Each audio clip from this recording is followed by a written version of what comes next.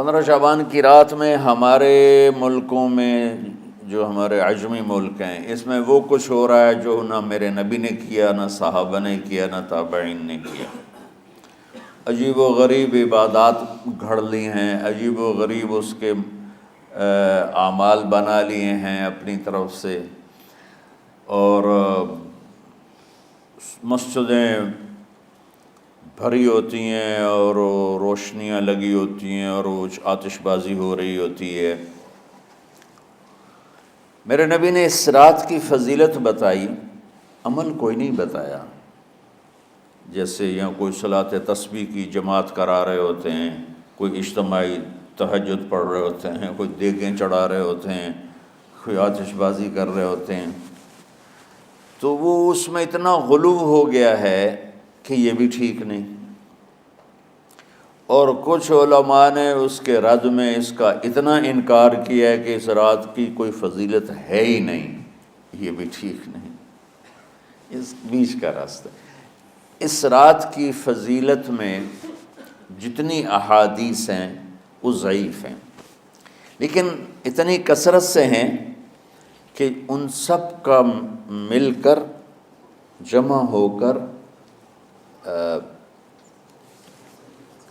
کم از کم وہ حسن لغیر ہی تک تو پہنچ جاتی ہیں۔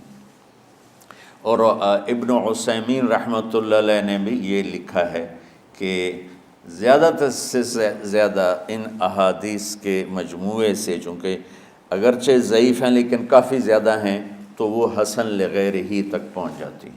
تو حسن لغیر ہی سے کوئی عمل ثابت نہیں ہوتا، عمل ثابت ہوتا ہے صحیح حدیث کے سے۔ ایک احادیث کی کثرت سے روایات، اور ایک امت کا عمل، کہ امت کا بہت بڑا طبقہ صدیوں سے اس رات کا اہتمام کر رہا ہے۔ لیکن کچھ عرصہ پہلے تک اہتمام تھا دن میں روزہ رکھنا، رات کو کوئی نوافل پڑھ لینا، کوئی دو چار زیادہ پڑھ لینا، لیکن اب یہ ڈھول تماشے جو اب شروع ہوا ہے اس کا تو کوئی وجود ہی کوئی نہیں ہے۔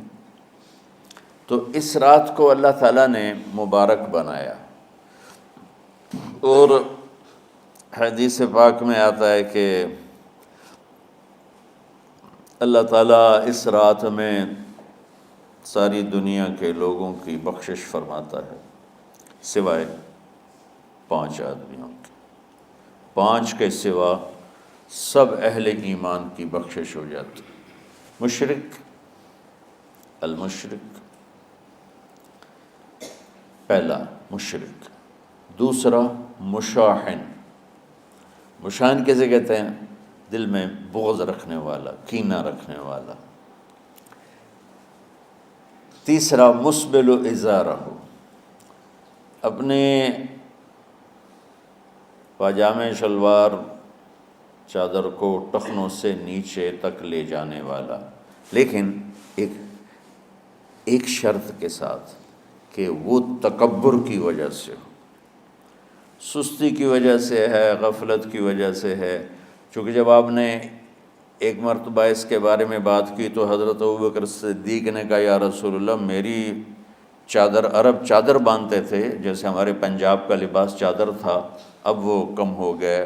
ہماری تو بزرگ عورتیں بھی اور مرد بھی سب چادر باندھتے تھے، شلوار کا تو کسی کو پتہ ہی نہیں ہوتا تھا ہمارے بچپن میں۔ یہ تو پھر آہستہ آہستہ جب تعلیم آئی تو شلوار دیہاتوں میں بھی اور شہروں میں عام ہو گئی۔ تو اگر وہ اس لیے لٹکا رہا ہے کہ طبیعت میں تکبر ہے، پھر اس وعید کا وہ حقدار ہے۔ اگر ویسے اس کی نیچے جا رہی ہے تو میرا مالک ایسا، وہ تو ہے ہی رحیم و کریم، ہے ہی رحیم و کریم، ہے ہی رحیم و کریم،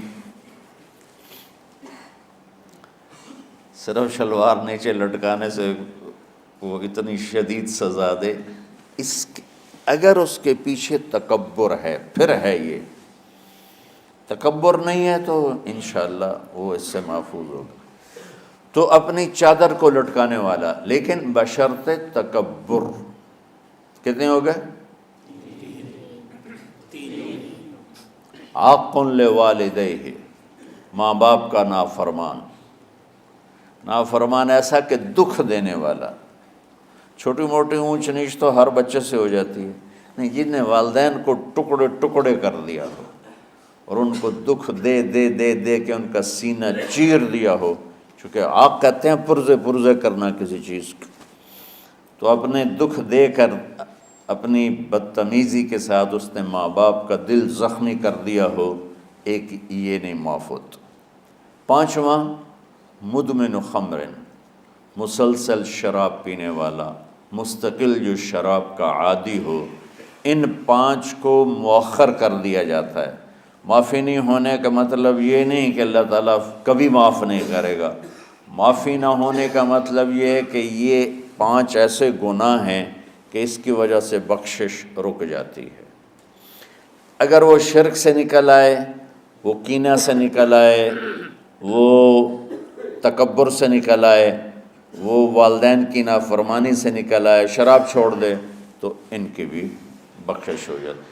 جب کوئی توبہ کرے گا فوراً بخشش ہو جائے گی. نہ 15 شعبان کی ضرورت ہے، نہ لیلۃ القدر کی ضرورت ہے، نہ بیت اللہ جانے کے ساتھ توبہ کی شرط ہے.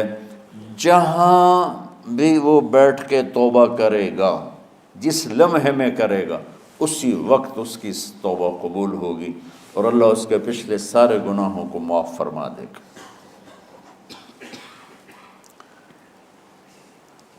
دن کا روزہ، رات کا قیام، زیادہ سے زیادہ قیام سے مراد نوافل ہیں، کوئی گھر میں پڑھ لے، کوئی مسجد میں پڑھ لے. نوافل، نفلی عبادات گھر میں ہی افضل ہوتی ہیں. میرے نبی سنتیں ہمیشہ گھر سے پڑھ کے آتے تھے. تہجد اپنے گھر میں پڑھتے تھے، مسجد میں نہیں پڑھتے تھے. سوائے اعتکاف کے آپ اپنے نوافل سنتیں سب گھر میں پڑھتے تھے اور مسجد میں صرف فرض آ کے ادا فرماتے تھے. اور اس کے بعد بیٹھنا ہوتا تھا تو بیٹھ جاتے تھے، اٹھنا ہوتا تھا تو اٹھ جاتے تھے. تو اعتدال اللہ کو ہر چیز میں پسند ہے. دنیا جو مختصر ہے اس میں کیسے پسند نہیں ہوگا؟ آخرت جیسے معاملے میں بھی اللہ ہم سے کہہ رہا ہے اعتدال، امتن وسطا. ایسے عیسائیوں کی طرح ترک دنیا بھی نہ کرو، یہودیوں کی طرح دنیا کے پیچھے نہ پڑ جاؤ. رزق حلال بھی کماؤ، اپنے بچوں کو بھی دیکھو، اپنے فرائض کو بھی دیکھو جو دنیاوی ہیں، اور اللہ سے بھی اپنا معاملہ ٹھیک کرو اور درست کرو. بعد کے زمانے میں صحابہ کے بعد سے ہی ایک انتہا پسندی امت میں آئی. ساری ساری رات جاگنا. فلاں بزرگ تھے، وہ رسے سے اپنے بالوں کو باندھ لیتے تھے کہ نماز پڑھتے پڑھتے جب نیند آئے اور جھٹکا لگے تو رسے سے بندھے ہوئے بالوں سے اس جھٹکے سے تکلیف ہو اور ان کی آنکھ کھل جائے اور پھر نفلوں میں شروع ہو جائے. ایک فلاں بزرگ تھے، وہ اپنے آنکھوں میں نمک کا سرمہ لگاتے تھے تاکہ آنکھیں جل جائیں، اس میں وہ جلن پیدا ہو جائے اور نیند اڑ جائے. یہ ایسے واقعات بھرے پڑے ہیں. فلاں بزرگ تھے، انہوں نے 30 سال عشاء کے وضو سے فجر کی نماز ادا کی. یہ اپنی جگہ پہ بزرگی ہے، لیکن یہ بھائیو یہ دین ہم پیش نہیں کر سکتے. فلاں بزرگ تھے، وہ 30 سال سے ستو کھا رہے تھے کہ روٹی کھانے اور ستو کھانے میں 70 دفعہ سبحان اللہ کا فرق پڑ جاتا ہے. تو روٹی کھائیں تو 70 دفعہ سبحان اللہ کم کہہ سکتے ہیں، اور ستو کھائیں تو 70 دفعہ سبحان اللہ زیادہ کہہ سکتے ہیں. تو لہٰذا انہوں نے کہا مجھے تو 30 سال ہو گئے، میں تو ستو کھا رہا ہوں، میں تو روٹی نہیں کھا رہا. یہ دین نہیں ہے. یعنی یہ وہ دین نہیں جو ہم انسانیت کو پیش کر سکیں. یہ تو لوگوں کو دوڑانے والی بات. یہ راہبانیت کی شکل ہے. یہ وہ دین نہیں جو ہم لوگوں کو پیش کریں گے تو وہ کہیں گے واہ واہ واہ واہ کیا دین ہے بھائی، قبول کرو. یہ ایک قسم کا غلو آیا.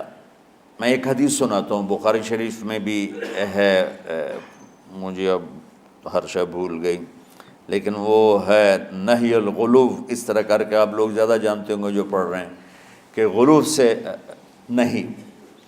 حدیث آپ کو سب کو یاد ہوگی کہ 3 صحابہ آئے اللہ کے نبی کے گھر اور پوچھا کہ اللہ کے نبی رات کیسے گزارتے ہیں؟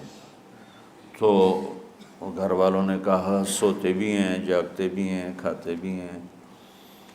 تو وہ تینوں آپس میں کہنے لگے وہ تو نبی ہیں، سوئیں بھی تو کوئی بات نہیں، اور شادی ہے کوئی بات نہیں، ہم تو نبی نہیں، ہمیں تو کچھ کرنا چاہیے۔ ایک نے کہا کہ میں ساری زندگی روزہ نہیں چھوڑوں گا، ایک نے کہا کہ میں ساری زندگی سوؤں گا نہیں، ایک نے کہا میں ساری زندگی شادی نہیں کروں گا۔ تو دیکھنے میں تو واہ واہ کیا بڑی بزرگی ہے بھائی، بڑے بزرگ ہیں۔